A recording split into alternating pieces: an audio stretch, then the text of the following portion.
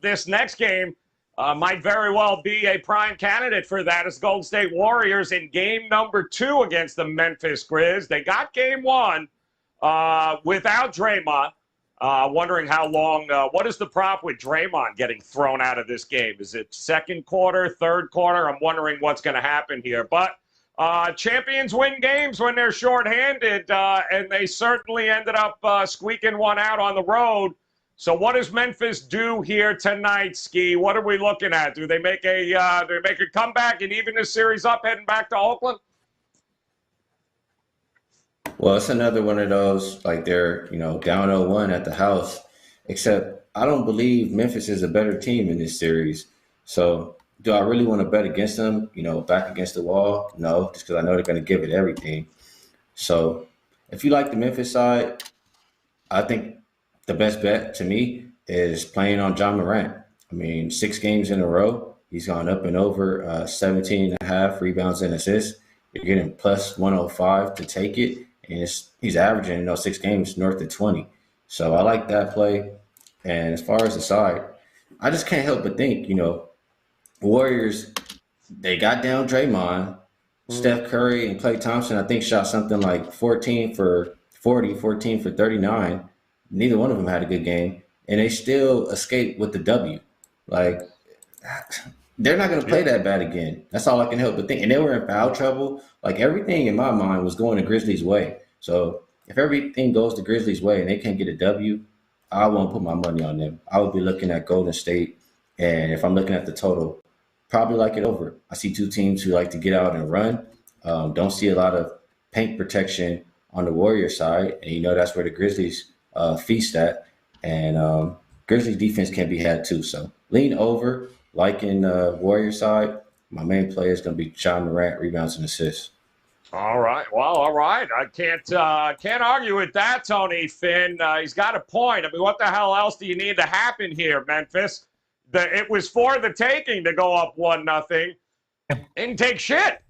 So what happens here? They took a shit, basically. So what do we do here, Tony, Finn, in this one tonight?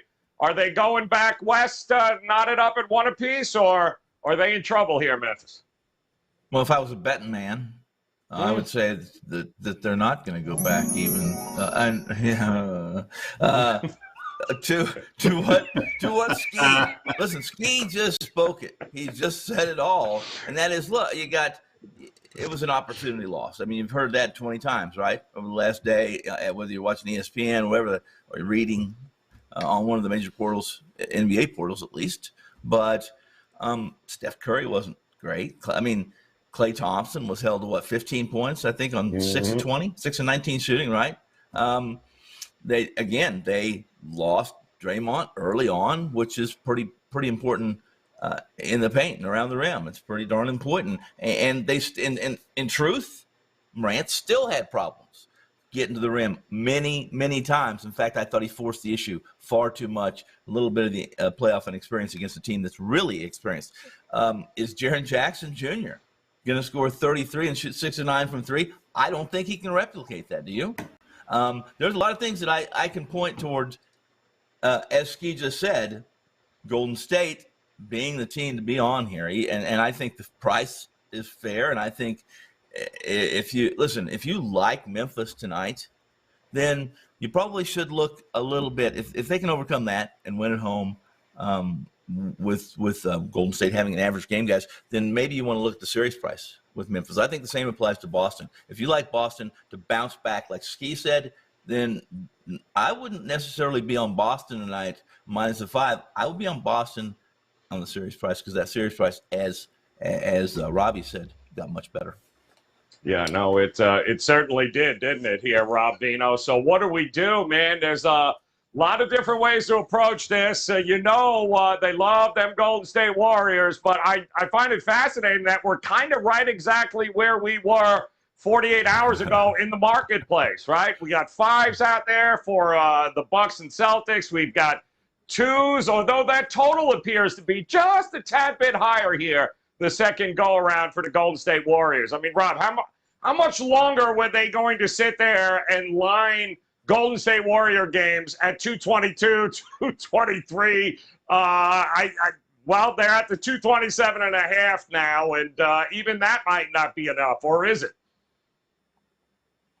Well, I mean, I thought for sure I was going to be on over in this game, Joe. I mean, every single thing I said about the Golden State Denver series, I can just totally apply to this series, right? I mean, and the benefit for Golden State and Memphis here is that Golden State doesn't have to face anything like Jokic in the middle, and Memphis doesn't have to face anything like Karl Anthony Towns. I mean, neither team. Memphis probably has the more legitimate center just because Brandon Clark is 6'11", but Golden State's going ultra small with Draymond starting at center, right? And Looney played 18 minutes in that game. Here's a problem for starters. Scott Foster's your lead official here. And that would make most people inclined to believe that this series is going to be 1-1 after tonight. There's no way Scott Foster's letting Memphis go home down 0-2. NBA needs to lengthen out a series. I mean, if you're a conspiracy theorist, you believe that. Here's the problem with the total. Scott Foster, the last 6 playoff games he's refereed have gone 5-1 to the under. And the second official in this game, Eric Lewis, who's been the lead in 4 games this playoff season, has gone under all 4 times. That's a 9-1 under combined. Sort of scared me a little bit. The fundamentals scream over 227. These referees scream stop in your tracks because we're not going to let it get there. So I don't know. I'm kind of at a crossroads there. Couple of things here. If everything went Memphis's way in that game, then why did Dillon Brooks and Desmond Bane go 6 of 23 from the floor? Why did they go 3 of 13 from 3? That didn't go their way. Jaren Jackson covered it up. So even if he stinks tonight, I shouldn't say stinks, if he's average tonight, you expect Bane and Brooks to come back and play much better offensively here. Golden State shot better, 48.4% from the field to 43%. And here's some numbers. Tony, these are for you, buddy, because you stare at this stuff and you know. Golden State somehow, some way, without Draymond Green in the second half, out-rebounded Memphis 51-47. How the hell does that happen? It's not supposed to. Golden State won second chance points in that game, 26-22. That's not supposed to happen. Memphis was the number 1 team in the league this year at second chance points. Golden State was 18th. Golden State wins points in the paint 56-44. It's not supposed to happen. It's the exact opposite in the regular season. Memphis is the best points in the paint team in the league, and Golden State is 25th. Those things are correctable, and they have to correct themselves for Memphis to win, but none of that, all the stuff that should have gone Memphis's way, none of it went their way, and they lost by a point. So you could build the case for Memphis for sure. I don't know what they're going to do with Jordan Poole here. Again, Clay and Steph didn't shoot, but Jordan Poole sure did. In the Denver series, they decided we're going to put Aaron Gordon on him, and he quieted him down. But once they quieted him down, Steph and Clay picked it up. So with Golden State, there's no way to stop all those guys. There's just no way. DeAnthony Melton got chewed up by Jordan Poole. I don't know what they're going to do with him defensively. Dillon Brooks can't play all 3 of these guys. So Golden State's going to score. In my mind, Memphis is going to score. If I didn't see those numbers on the referees and their penchant for unders in the playoffs, I would be all over first quarter over, first half, because first quarter over for Memphis has been a thing anyway. Would have been first half, first quarter, full game. Just a little bit scared at this point in time with Foster and Lewis on the call here as the first 2 guys.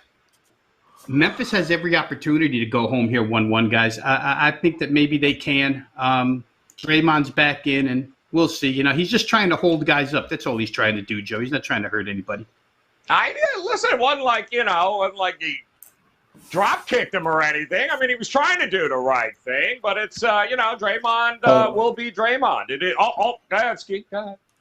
No, I gotta ask Rob a little something here. Good. I mean, what's more likely to happen in this game? Jaren Jackson Jr. scoring 30 points again, or Jaren Jackson Jr. fouling out? And as far as like the second chance points and the rebounding, Steven Adams played all year. I think he's a big part of both of those things. He's not playing in this series.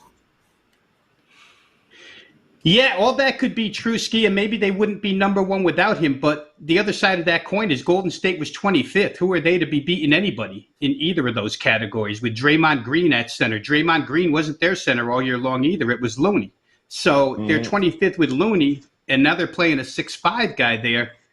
Shouldn't be. And if Jackson doesn't shoot well, again, I'd go back to Desmond Bane and Dylan Brooks were horrendous shooting the basketball. And those are guys you count on if you're Memphis. So we'll see. To me, it looks like, you know what, Skee? You just triggered a memory. We talked about this the other day. We had to get the hell out of the green room because we would have stayed there till 11 at night. I'm just remembering that now.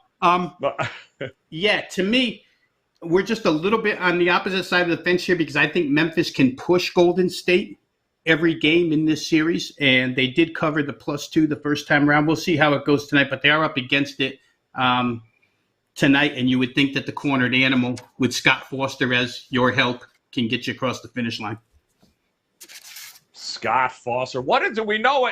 Is he all unders? Did he have any overs yet, Rob, in any of the games in the playoffs? He did. He's overall he's 6-3 under. 6-3 he's under. 5-1 under in the last 6. Jeez.